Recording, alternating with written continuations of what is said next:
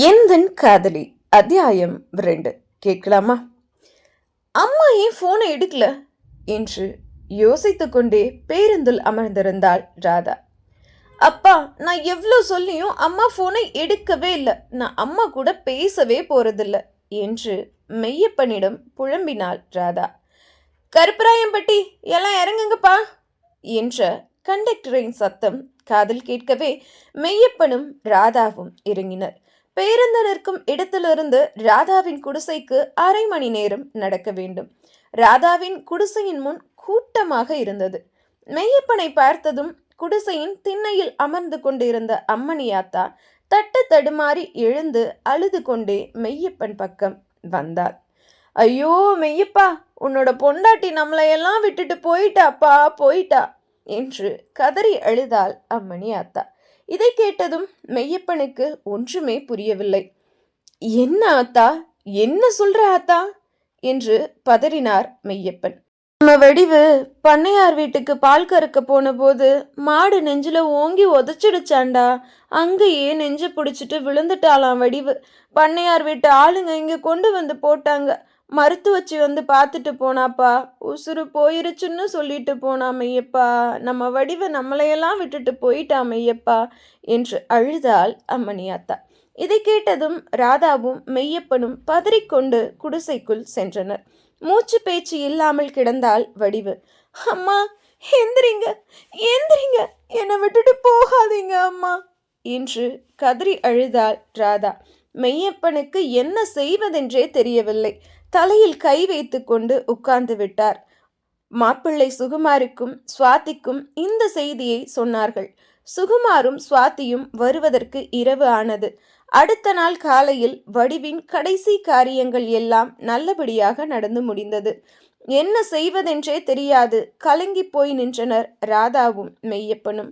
மெய்யப்பனின் பக்கம் வந்த சுவாதி, அப்பா, நடந்தது நடந்து போச்சு, எதுக்கும் கவலைப்படாதீங்க.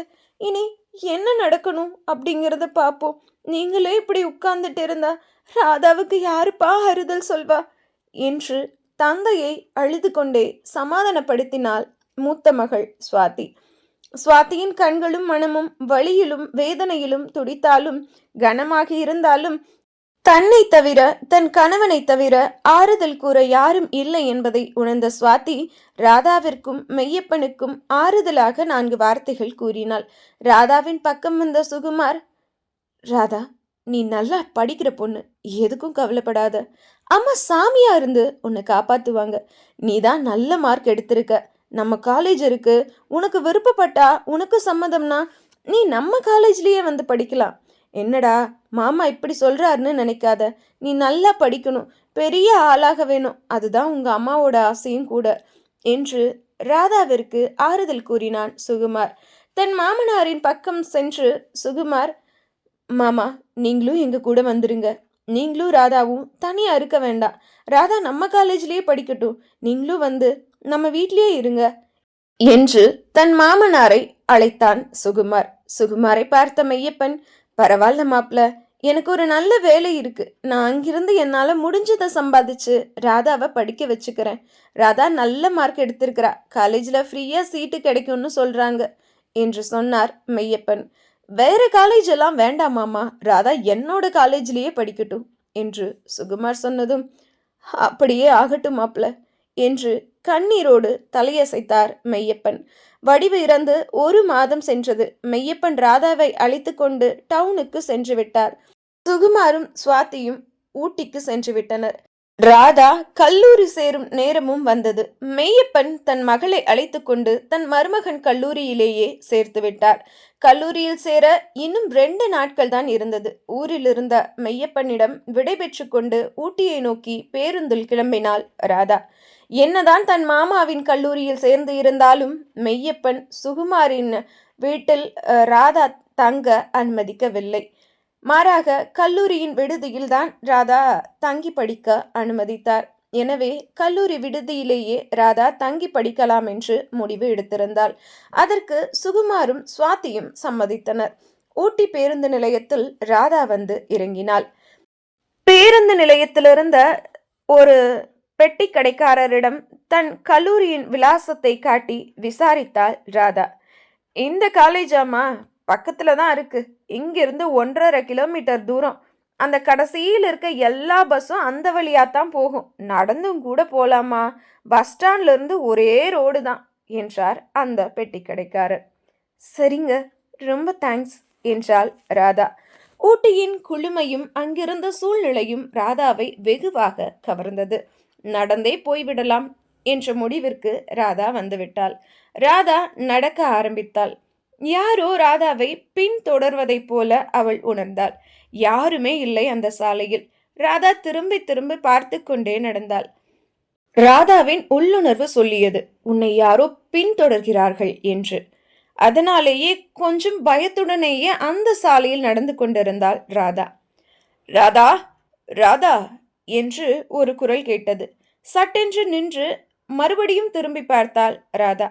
குரல் மட்டும்தான் வருகிறது. உருவம் அவள் கண்களுக்கு தெரியவில்லை. படபடத்து போனாள் ராதா. யாருமில்லா அந்த சாலையில் யார் தன் பெயரை சொல்லி அழைத்தது என்பதை யோசித்துக் கொண்டே கொஞ்சம் வேகமாக நடக்கத் தொடங்கினாள் ராதா. எங்க போறீங்க என்னை விட்டுட்டு என்று திரும்பவும் ஒரு ஆணின் குரல் கேட்டது. ராதா இந்த முறை நிற்கவும் இல்லை, திரும்பி பார்க்கவும் இல்லை. அவள் தோளில் மாட்டியிருந்த பேக்கின் கைப்பிடி அருந்து கீழே விழுந்து விட்டது. கீழே குனிந்து பையை எடுத்துக்கொண்டு நிமிர்ந்து பார்க்கையில் அவள் கையில் வைத்திருந்த இன்னொரு பையை காணவில்லை. ராதாவிற்கு என்ன செய்வதென்றே தெரியவில்லை. அவள் அதுவரை பார்த்த எல்லா பேய் படங்களும் கண் முன்னே வந்து நின்றது. ஐயோ, பக்கத்துல இருந்த பைய காணோமே. பேசாம பஸ்லயே வந்திருக்கலாம். பெரிய இவ மாதிரி ஊட்டிய ரசிக்கிறேன்னு சொல்லிட்டு இப்படி வந்து மாட்டிக்கிட்டே ராதா. காட்டேரியா பேய் பிசாசான்னு தெரியலையே. யாரா இருந்தாலும் என்னோட பேக் மட்டும் கொடுத்துருங்க. ஒரே ஓட்டமா ஓடியே போய்விடுறேன் என்று சுற்றிலும் தன் பையை தேடிக்கொண்டே புலம்பிக் கொண்டிருந்தாள் ராதா. பை எங்கும் காணவில்லை. கொஞ்ச தூரம் ஒரு 10 அடி தள்ளி இருந்த நாற்காலியில் தன் பை இருப்பதை கண்டாள். சுற்றிலும் பார்த்துவிட்டு தன் பையை எடுக்க அந்த நாற்காலியை நோக்கி நடந்தாள் ராதா. அப்போது அவளது பையோடு ஒரு பூங்குத்தும் இருந்திருந்தது. அதில் ராதா வாழ்த்துக்கள் வருக என்று எழுதியிருந்தது. என்னடா இது, சுத்தியும் யாரையும் காணோம். ஆனா இங்க ஒரு பொக்கே இருக்கே, இதை யாரு வச்சிருப்பாங்க என்று ராதா யோசித்து கொண்டிருக்கும் போது அவள் உட்கார்ந்திருந்த நாட்காலியின் பின்னால் இருந்து ஒரு சத்தம் கேட்டது. காப்பாத்துங்க, காப்பாத்துங்க, என்ன காப்பாத்துங்க என்று ஒரு ஆணின் சத்தம் கேட்டது. ராதா அம்மரத்தின் பின்னே மெதுவாக பதுங்கி பதுங்கி சென்று பார்த்தாள். அவள் அமர்ந்திருந்த நாற்காலியின் பின்னே ஒரு மரம் இருந்தது. 3 குட்டிச்சாத்தான்கள் சத்தமிட்டு ராதாவை பயமுறுத்தியது. அந்த 3 குட்டிச்சாத்தான்கள் வேறு யாரும் இல்லை, ராதாவின் உயிர் நட்புகள் விக்னேஷ், சரண்யா மற்றும் திவ்யா. பிசாசுகளா, நீங்க தானா இவ்வளோ நேரம் என்ன பயமுறுத்தினது? நான் பயந்தே போயிட்டேன் என்றாள் அவள்களை பார்த்து ராதா. மேடம் பெரிய ஆளாகிட்டீங்க. எங்களெல்லாம் ஞாபகம் வச்சிருக்கீங்களோ என்னமோ, அதான் ஒரு அதிர்ச்சி வைத்தியம் பண்ணோம். இப்போ எங்க எல்லாரையும் ஞாபகம் வந்திருக்குமே என்றாள் திவ்யா. நீ காலேஜ் சேர போறேன்னு ஒரு வார்த்தை சொன்னியா? இந்த காலேஜில் தான் படிக்க போறேன்னு சொன்னியா? சொல்லவே இல்லை. அதான் நீ படிக்கிற அதே காலேஜில் எங்கள் 3 பேருக்கும் சீட்டு வாங்கிட்டோம். இனி நீ எங்ககிட்ட இருந்து தப்பிக்கவே முடியாது ராதா என்று சொன்னான் விக்னேஷ். ஏன் உங்களுக்கு தெரியாதா? ரிசல்ட் வந்த அன்னைக்கு எங்கள் அம்மா இறந்துட்டாங்க. அதுக்கப்புறம் என்ன செய்யறதுனே தெரியாமல் நான் முழிச்சேன். மாமா அவரோட காலேஜில் நான் படிக்கணும்னு சொல்லிட்டாரு. நானும் சரின்னு சொல்லிட்டேன். அதுக்கப்புறம் நான் உங்ககிட்ட பேசாததுனால இந்த விஷயத்தையெல்லாம் உங்ககிட்ட சொல்ல முடியல. அதுக்காக இப்படி அந்த தண்ணியாக இருக்கிற பொண்ணு பயமுறுத்துவீங்க, அதுவும் ஆள் இல்லாத பாதையில். நான் எவ்வளோ பயந்துட்டேன் தெரியுமா என்று தன் நட்புகளை பார்த்து சீறினாள் ராதா. சரி சரி, சாரி. உங்கள் அம்மா இருந்ததுக்கு எங்களால் வரவே முடியலடி. அதுக்காக ரொம்ப ரொம்ப சாரிடி. என்ன இருந்தாலும் நீ கஷ்டத்தில் இருக்கும்போது நாங்கள் உங்கள் கூடவே இருந்திருக்கணும். நாங்கள் வராததுக்கு ரொம்ப சாரிடி என்றாள் சரண்யா. சரி சரி, இப்படியே சாரி சொல்லிட்டு இருந்தா இன்னைக்கு நம்ம காலேஜ் போக முடியாது. வாங்க கிளம்பலாம் என்று ராதா சொல்ல 4வரும் கல்லூரியை நோக்கி நடந்தனர். இந்த ஊரோட கிளைமேட் பயங்கரமா இருக்குல்லடி. நம்ம ஊர்ல வெயில் கொளுத்தும். இங்க பாரு, ஊரே ஏசி போட்ட மாதிரி சில்லுன்னு இருக்கு என்றாள் சரண்யா. அதுவும் இந்த பாதையை பாரேன், 2 பக்கத்திலும் இருக்கிற மரங்களை பாரேன், பிங்க் கலர்ல எவ்வளோ அழகான பூக்கள். மரம் முழுவதும் பூக்கள் நிறைஞ்சு இருக்கு. அதுலேயும் 1 2 பூக்கள் அழகா காத்துல மரத்தை விட்டு கீழே விழுகும்போது பார்க்க ரொம்ப அழகா இருக்குடி. இந்த இடம் எனக்கு ரொம்ப பிடிச்சிருக்குடி என்றாள் ராதா. ஆமா, நம்ம பாட்டு இப்படியே நடந்துட்டு இருந்தோம்னா இன்னும் காலேஜ் எவ்வளவு தூரம் போகணும்னு தெரியலையே என்றான் விக்னேஷ். தெரியலடா, நம்ம பாட்டுக்கு நடப்போம், காலேஜ் வர்றப்ப வரட்டும் என்றாள் திவ்யா. சரிதான், இப்படியே நடந்துட்டு இருந்தா ஊட்டி மலை உச்சிக்கு போயிடுவோம், அப்புறம் அங்கிருந்து குதிக்க வேண்டியதுதான் என்றான் விக்னேஷ். ஏன்டா டென்ஷன் ஆகுற, அங்க வண்டி ரிப்பேர் பண்ணிட்டு இருக்கார்ல, அவர்கிட்ட போய் கேட்கலாம் வாங்க என்று அங்கு சாலையோரத்தில் வண்டியை பழுது பார்த்து கொண்டிருந்தவரிடம் கல்லூரிக்கு இன்னும் எவ்வளவு தூரம் போக வேண்டும் என்பதை கேட்கலாம் என்று அவரின் பக்கம் சென்றனர் நால்வரும். எக்ஸ்கியூஸ் மீ என்றாள் ராதா. அவன் திரும்பவே இல்லை. திரும்பவும் கேட்டாள். Hello, excuse me, winners arts and science college, இங்கிருந்து இன்னும் எவ்வளோ தூரம் போகணும் என்றாள் ராதா. அப்பவும் அவன் திரும்பவே இல்லை. ஹே ராதா, கொஞ்சம் இரு என்று விக்னேஷ் அவனுடைய முதுகை தட்டினான். சட்டென்று திரும்பியவன் எழுந்தான். எழுந்து காதில் இருந்த ஹெட்ஃபோனை கலட்டினான். அவனை பார்த்ததும் திவ்யா ராதாவின் காதில், ஹே ராதா, இவனை பாருடி, ஆளு பார்க்கறதுக்கு சினிமாவில் வர ஹீரோ மாதிரி சூப்பராக இருக்காண்டி என்றாள். சும்மா இரு என்றாள் ராதா. சார், வினஸ் காலேஜுக்கு இங்கிருந்து எவ்வளோ தூரம் போகணும் என்றான் விக்னேஷ். சார்னு எல்லாம் கூப்பிடாதீங்க, கண்ணனே சொல்லுங்க. என் பேரு கண்ணன், நானும் அந்த காலேஜுக்கு தான் போகிறேன், நீங்கள் என் கூடவே வரலாமே என்றான் கண்ணன் விக்னேஷை பார்த்து. அப்படியே ஒரு கண்ணால் சரண்யா, திவ்யா, ராதா 3 பேரையும் பார்த்தான் கண்ணன். கண்ணனை பார்த்ததும் ராதாவிற்கு கண்ணனை எங்கோ பார்த்தது போல் இருந்தது. ஆனால் எங்கு அவனை பார்த்தோம் என்பதுதான் ராதாவிற்கு நினைவில் இல்லை. நான் அந்த காலேஜுக்கு தான் போகிறேன், நீங்கள் என் கூடவே வரலாமே என்று கண்ணன் சொல்ல, சட்டென்று குறுக்கிட்ட திவ்யா, என்னங்க சார், கார் வச்சிருக்கிற மாதிரி என் கூட வரலாமேன்னு சொல்கிறீங்க, இந்த பைக்கில் நாங்கள் 4 பேரும் எப்படி வர முடியும் என்று சொல்ல, ஐயோ நான் அப்படி சொல்லிங்க, பைக் ரிப்பேர் ஆயிடுச்சு, நான் தள்ளிட்டு தான் போகணும், அதனால தான் என் கூடவே வாங்கன்னு சொன்னேன் என்றான் விளக்கமாக கண்ணன். ஹோ அப்படியா என்றாள் திவ்யா. தேங்க்ஸ் ப்ரோ, வாங்க போகலாம் என்றான் விக்னேஷ். ராதா, கண்ணன், விக்னேஷ், சரண்யா, திவ்யா என 5வரும் நடக்க தொடங்கினார். கண்ணன் அந்த கிருஷ்ணனைப் போலவே அழகான வசீகர தோற்றமுடையவன். அவனை பார்க்கும் பெண்களுக்கு ஒரு நிமிடம் இதயம் நின்று துடிக்கும். அவ்வளவு அழகான அவன் ஒரு பெண்ணை முதலில் பார்த்து வியந்து நின்றான் என்றால் அந்த பெண் ராதாதான். ஒரு வழியாக அனைவரும் நடந்து கல்லூரியை அடைந்தனர். அவர்கள் கல்லூரியை நெருங்கும் போது இருட்டிவிட்டது. சரண்யா கண்ணனை பார்த்து, நீங்க ஆண்கள் விடுதியில தானே தங்க போறீங்க, இல்ல பக்கத்துல உங்க வீடு எதுவும் இருக்கா என்று கேட்க, இல்லைங்க, நான் பாய்ஸ் ஹாஸ்டலில் தான் தங்கணும் என்றான் கண்ணன். சரிங்க, விக்னேஷும் பாய்ஸ் ஹாஸ்டலில் தான் தங்க போகிறான் என்று கண்ணனை பார்த்து கூறிவிட்டு விக்னேஷை பார்த்து, டேய் விக்னேஷ், காலையில் சீக்கிரமாக எழுந்திருச்சிரு, வீட்டில் தூங்குற மாதிரி 10 மணிக்கு எழுந்திருக்காத, நாங்களும் கேர்ள்ஸ் ஹாஸ்டலுக்கு போகிறோம், சீக்கிரம் எழுந்திருச்சுடா என்றாள் சரண்யா. நீங்கள் ஒன்றும் பயப்படாதீங்க, காலையில் 5 மணிக்கே நான் விக்னேஷை எழுப்பிடுறேன் என்று ரொம்ப நாள் பழகியவன் போல சரண்யாவிடம் சொன்னான் கண்ணன். கண்ணா, நான் ஒன்று சொன்னால் நீங்கள் கோச்சிக்க மாட்டீங்களே, நீங்கள் பாய்ஸ் ஹாஸ்டலில் என்ன கேர்ள்ஸ் ஹாஸ்டல்லையே தங்கிக்கலாம், ஏன்னா நீங்கள் தான் கண்ணனாச்சே என்றாள் திவ்யா. ஐயோ, நான் அப்படிப்பட்ட கண்ணன் இல்லைங்க, இந்த கண்ணனுக்கு ஒரே ஒரு ராதா தான் என்றான் கண்ணன். கண்ணன் ராதா என்றதும் ராதா கண்ணனை பார்த்து முறைத்தாள். ராதா, ஒரே ஒரு ராதா வண்டி என்றாள் சரண்யா ராதாவை பார்த்து. இதை கேட்ட கண்ணன், ஹோ, உங்கள் பேர் ராதாவா, நான் உங்களை சொல்லலைங்க என்றான் கண்ணன். சரி, ஓகே, பாய், காலையில் பார்ப்போம் என்று அனைவரும் அவரவர் விடுதிக்கு சென்று விட்டனர். கண்ணனுக்கு அன்றிரவு தூக்கமே வரவில்லை. பூமரப் பாதையில் தேவதையாய் நடந்து வந்த ராதாவின் முகம், சரிந்த கூந்தலை ஒதுக்கிய அவள் விரல்கள், அவள் மேல் விழுந்து அவனை தொட்டு காற்றில் பறந்து அவன் மேல் விழுந்த பூக்கள், இப்படி ஒவ்வொன்றாய் கண்ணனின் நினைவலைகளில் அலைமோதியது. சந்திரன் போய் சூரியன் எப்போது தெரியும், அவனுடைய வெண்ணிலவை எப்போது அவன் காண்பான் என்று நினைத்து கொண்டே உறங்கிவிட்டான் கண்ணன். பார்த்த நொடியிலேயே காதலா என்று ஆச்சரியப்பட வைக்கும் கண்ணனின் காதலை கேட்டு நமக்கெல்லாம் கொஞ்சம் ஆச்சரியமாகத்தான் இருக்கும்.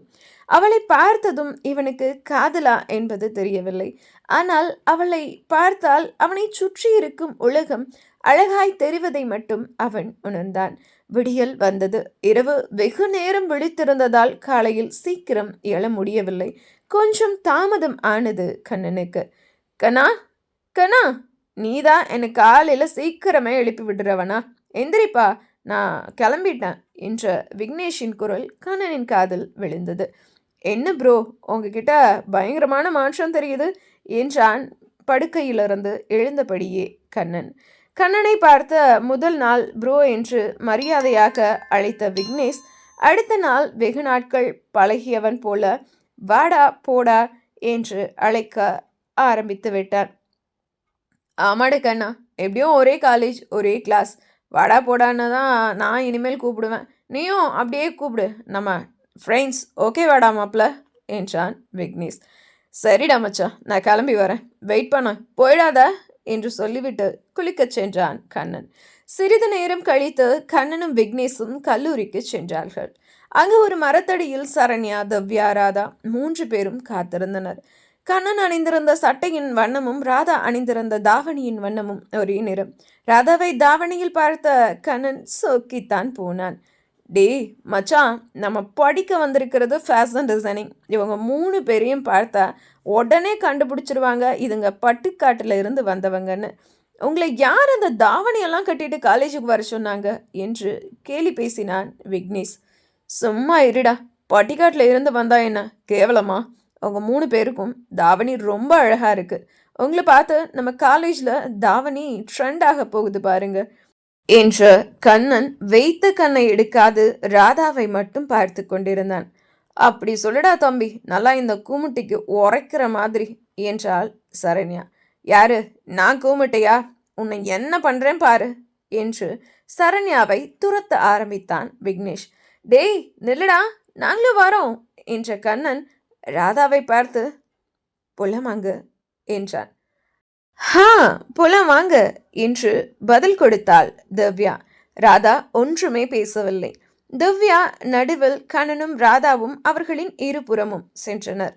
கண்ணன் ராதாவை அவ்வப்போது பார்த்தவாறே நடந்தான். கல்லூரியின் அலுவலகத்தை அடைந்த பின்பு, எனக்கு ஆஃபீஸில் சின்ன ஒர்க் இருக்குது, நீயும் கண்ணனும் கிளாஸுக்கு போங்க, நான் வரேன் என்றாள் தவ்யா கண்ணனையும் ராதாவையும் பார்த்து.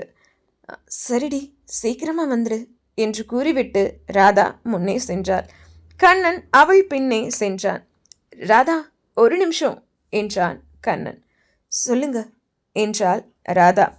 உங்களோட ஃப்ரெண்ட்ஸ் 3 பேரும் என்னோட ஃப்ரெண்ட்ஸ் ஆகிட்டாங்க. நீங்கள் என்னோட ஃப்ரெண்டான மாதிரியே தெரியலையே என்றான் கண்ணன். ஃப்ரெண்ட் ஆகணும்னா உங்களை எனக்கு தெரியணும், அப்புறம் பிடிக்கணும், அப்புறம் உங்கள் கூட ஃப்ரெண்ட் ஆகணும்னு எனக்கு தோணணும். இதெல்லாம் நடந்தால் நம்ம ஃப்ரெண்ட் ஆகலாம். இப்போ நான் கிளாஸுக்கு போகிறேன் என்று 2 படி மேலே ஏறினாள் ராதா படிக்கட்டில். ஏறின வேகத்தில் பாவாடை தடுக்கி கீழே விழுந்தாள். ராதாவின் பின்னே நின்றிருந்த கண்ணன் ராதாவை தாங்கி பிடிக்கவில்லை. எங்க பார்த்து போகக்கூடாதா, கையை கொடுங்க என்றான் கீழே விழுந்த ராதாவை பார்த்து. வேணாம், நானே எந்திரிச்சுக்கிறேன் என்று எழ முயற்சித்தாள் ராதா. ஆனால் முடியவில்லை. ஏங்க, நான் தான் சொல்கிறேன்ல, கையை கொடுங்க என்று கண்ணன் கூறியதும் தயங்கி தயங்கி கையை கொடுத்தாள் ராதா. அவளால் ஒரு படி கூட மேலே ஏற முடியவில்லை. உங்களுக்கு ஆட்சேபணம் இல்லைன்னா நான் உங்களை தூக்கிக்கட்டுமா என்றான் கண்ணன். அதற்கு எந்த பதிலும் சொல்லவில்லை ராதா.